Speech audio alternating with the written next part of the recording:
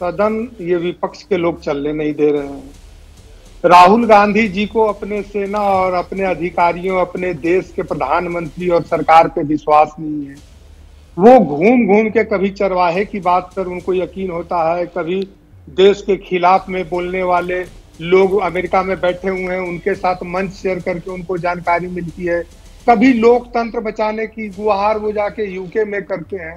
तो उनकी बातों पर अगर सही में उनके पास कुछ इनपुट है तो सरकार के सही जगहों पे आके उनको बात करनी चाहिए, या तो सदन को चलाने में उनको सहयोग करना चाहिए, सदन में सवाल करने चाहिए। लेकिन उनको देश प्रेम से ज्यादा अपने चुनाव प्रेम की है। वो चुनाव को लेकर के मुझे तो लगता है कि उनको पढ़ना चाहिए टाइम्स ऑफ इंडिया। हाँ। लेकिन वो ये पढ़ रहे हैं आपका क्या वहाँ का ग्लोबल टाइम पढ़ रहे हैं, और वो एक सेकंड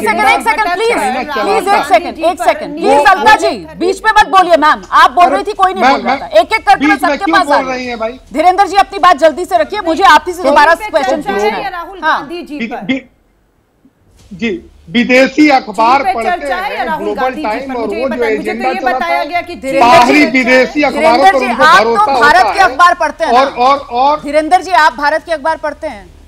बताइए ना मुझे, पढ़ते हैं? पढ़ता हूँ। ठीक है सर, आपको ध्यान है ना सर? आपको ध्यान है, हमारी गई है। ठीक है, लेकिन अभी जो आपने कहा कि भाई चरवाहे की बात पर यकीन कर रहे हैं, आपको पता है ना सर करगिल जो है वो कैसे बचा था?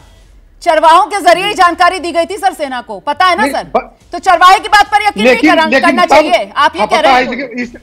मतलब आप ये कह रहे हैं कि देश के चरवाहे जो है वो झूठ बोल रहे हैं, ये कह रहे हैं आप?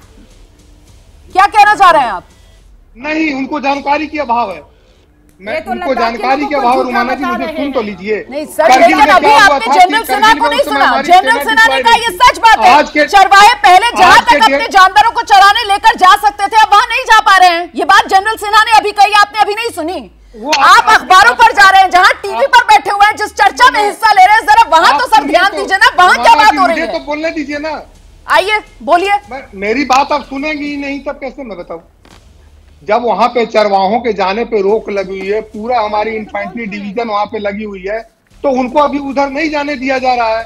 इसलिए वो बता रहे हैं कि मुझे उधर जाने की नहीं, हम लोग जब जमीन नहीं तो फिर आपने उसके बाद मेरी बात नहीं सुनी कि मैंने बताया पीडी नित्या साहब ने कैसे अपनी इसी रिपोर्ट में कहा कि यही चीन की चाल होती है। पहले वो पेट्रोलिंग पॉइंट्स तक आपकी पहुंच खत्म करता है, फिर वो पूरे इलाके को बफर जोन में तब्दील कर देता है, जिससे वहां पर आम लोगों का आना जाना बंद हो जाए, और फिर वो क्लेम करता है कि साहब इस इलाके पे तो दूसरे देश के लोग आए ही नहीं है, ये तो हमारा इलाका है।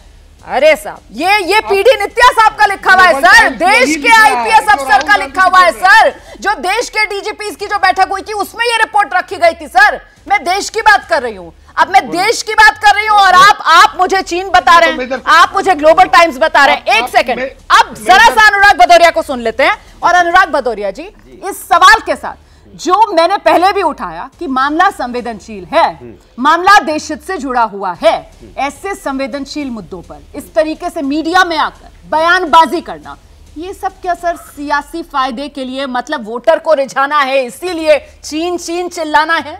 भारतीय जनता पार्टी को ये समझना चाहिए, भारतीय जनता पार्टी एक सरकार में है, उसकी जिम्मेदारी बनती है कि बहुत कई बार, इसके पहले भी जब बीजेपी की सरकार थी तब आदरणीय नेताजी ने पार्लियामेंट में खड़े होकर बोला था कि चीन मेरा नंबर 1 दुश्मन है। उसके बावजूद भी आपने उनको बुलाया, गलबैया की, झूला झुलाया, आवभगत की, लौट के गए। जब यहाँ के राष्ट्रपति चीन के, तो हमारे जवानों पे हमला हुआ। तो फिर आप उनके ऊपर में जो चाइना जो हमारा दुश्मन है उसके ऊपर में आप वो लाल आंखों से देखो ना। आप अब बीजेपी कहेगी कि किसान की बात भी मत मानो, चरवाहों की बात भी मत मानो, आईपीएस की बात भी मत मानो, नेताओं की बात भी मत मानो, तो किसकी बात मानोगे भाई? ये बता दो। आप पत्रकारों की बात भी मत मानो, तो आप देश में किसकी बात मानना चाहते हो? पार्लियामेंट आप चलने नहीं देना चाहते, पार्लियामेंट में आप बोलना नहीं चाहते, और किसी की बात, देश की किसी नागरिक की बात आप नहीं सुनना चाहते। आर्मी के जनरल बैठे उनकी बात भी मत सुनिए, तो किसकी बात सुनेंगे आप? फिर आप हिंदुस्तान में करना क्या चाहते हैं? तो हिंदुस्तान में सिर्फ ये थोड़ी कि जो भारतीय जनता पार्टी चाहेगी वही दिखाया जाए, वही बोला जाए, वही सुना जाए। तो फिर ये हमें लगता है कानून आप अपना एक ऑर्डिनेंस ले आइए, बोलिए जो भारतीय जनता पार्टी कहेगी वही देखा जाएगा, वही सुना जाएगा, वही बोला जाएगा, बाद बाकी जो भी होगा हम उसको नकार देंगे, किसी का कोई मतलब नहीं है। कमाल की बात करते हैं आप भी भाई। हिंदुस्तान के अंदर में आपको हिंदुस्तानी अगर कोई बात कहता है तो ये जिम्मेदारी सरकार की, हमारी सबकी ये संयुक्त जिम्मेदारी बनती है कि उसको सुनिए और सुन पे उस पर कार्रवाई कीजिए। अब चाइना अगर ये रिपोर्ट में है कि जहां हम 65 हमारे जो पेट्रोलिंग पॉइंट थे अब हम 26 में नहीं जा पा रहे हैं, तो बहुत गंभीर मामला है। इस पे विपक्ष की मीटिंग बुलानी चाहिए, प्रधानमंत्री जी को, बीजेपी के सरकार को, उनके साथ बैठना चाहिए कि कैसे निपटा जाए। अगर एक खबर आई है तो खबर में सच्चाई है, और सच्चाई है जब हमारे अधिकारी कह रहे हैं तो खबर में सच्चाई है। उस सच्चाई पे आप आइए, आर्मी को बुलाइए, विपक्ष के नेताओं को बुलाइए, चर्चा कीजिए कि कैसे हम दोबारा 26 पॉइंट पे पेट्रोलिंग कर पाए, आगे और कोई नुकसान ना हो पाए। बजाय इसके कि अगर सवाल उठाया जाता है, नहीं एक सेकंड, बजाय इसके कि जब सवाल उठाया जाता है तो सवाल उठाने को हम नकार दो। नहीं, जैसे बीजेपी प्रवक्ता कह रहे थे, नहीं आप झूठ बोल रहे हैं, 26 जो हमारे पॉइंट है ऐसा हुआ ही नहीं है, वहां पे ऐसा कुछ बात ही नहीं है। अब नकार देंगे तो फिर उस पर कार्रवाई कैसे करेंगे? तब तो सच छुपाने की कोशिश कर रहे हैं ना आप। पत्रकारिता कोई इमोशन नहीं है, ना अपना कोई ज्ञान देना है और ना कोई विचार थोपना है। पत्रकारिता क्या है? पत्रकारिता का मतलब है सही जानकारी इकट्ठा करना और तथ्य बताना। पत्रकारिता आज जितने महत्वपूर्ण दौर में है, शायद पहले नहीं थी। इस दौर से निकलने के लिए सिर्फ सच दिखाने की जरूरत है, वो सच जो आपके हित को आगे रखे। इसलिए अब रात 9 बजे प्राइम टाइम नहीं होगा, ये आपका टाइम है।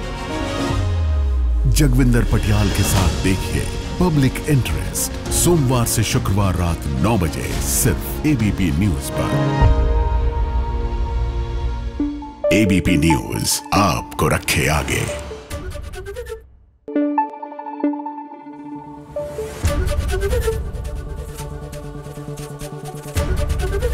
एबीपी न्यूज आपको रखे आगे।